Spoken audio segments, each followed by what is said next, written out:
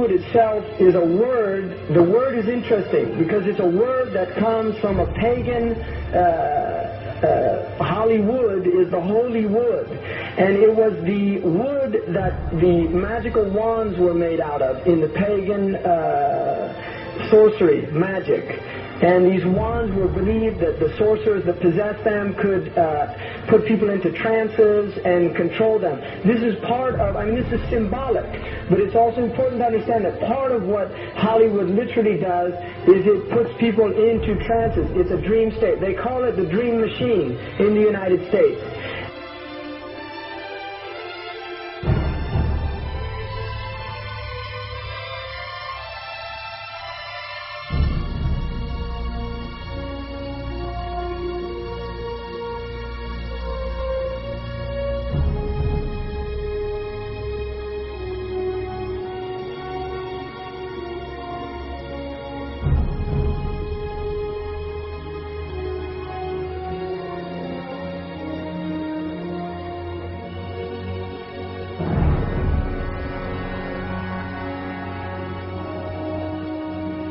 Creates fantasies for people. It puts people into these things. Now, one of the things is interesting that in the part of what's done in movie theaters, in darkened rooms where people watch television, is literally a trance state that occurs through what's called suspended state of disbelief. You enter into a state, you suspend your disbelief and enter into a state whereby you begin to believe what you internally realize is imagination. It's falsehood. Films are magic. It's just magic. You go and you watch these things and people get caught up in them. People cry during films. All this catharsis that takes place in these things. Many of the films, and this is an important element in the control mechanism, is literally allow people to go and have certain type of catharsis as a purging experience, which Aristotle talks about the necessary element. One of the necessary elements of tragedy is to create this cathartic experience. And this is why a lot of the films, especially also news and things like this is why news is very important in this culture. Everybody watches the news, they have this tragic, cathartic experience of watching the tragedies of others and then feeling safe and complacent in their own experience of this suspended state of illusory well-being.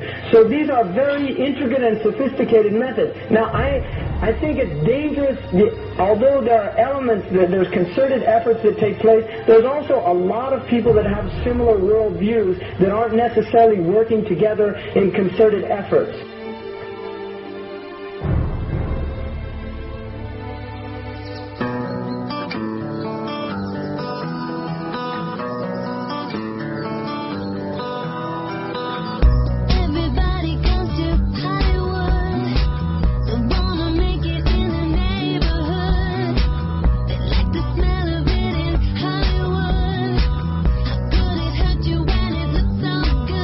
Shine your light now.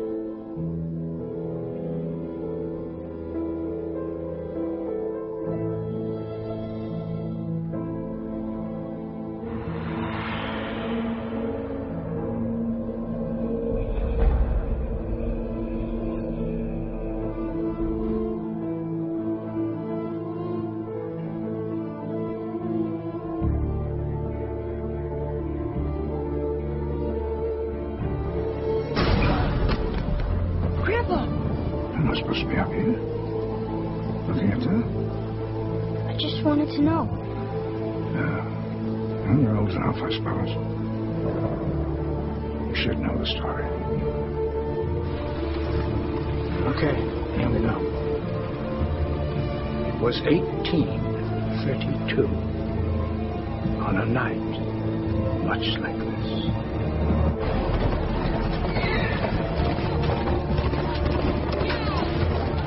Charles Carroll was the last surviving signer of the Declaration of Independence.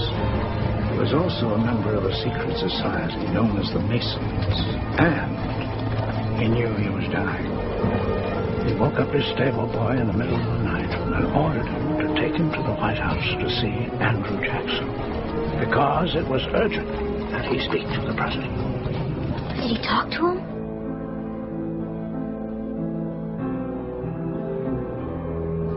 No, he never got the chance.